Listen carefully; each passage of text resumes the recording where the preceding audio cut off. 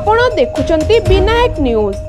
कांकतपाळ grammar पुरुखा मुरबी तथा अन्यतम बुद्धिजीवी श्री विवेकानंद महापात्रଙ୍କ द्वादश तांकर कांकड़पाड़स्थ बासभवन में अनुष्ठित हो जाइछि। अमर आत्मार सद्गति निमंते साई भजन आयोजित होइतला। समस्ते जगतर नाथ प्रभु जगन्नाथଙ୍କ निकटरे विनम्र प्रार्थना करी पुष्पमाल्य अर्पण करथिले।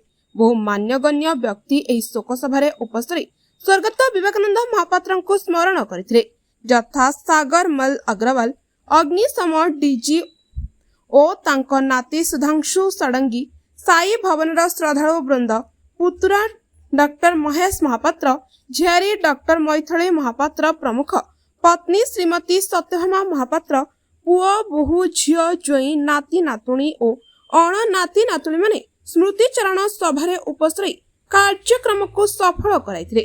Bureau report Vinayak news. Vinayak news channel टी भल लागुथिले लाइक, कमेंट, सब्सक्राइब और शेयर करने को जेपरि न भूलंती।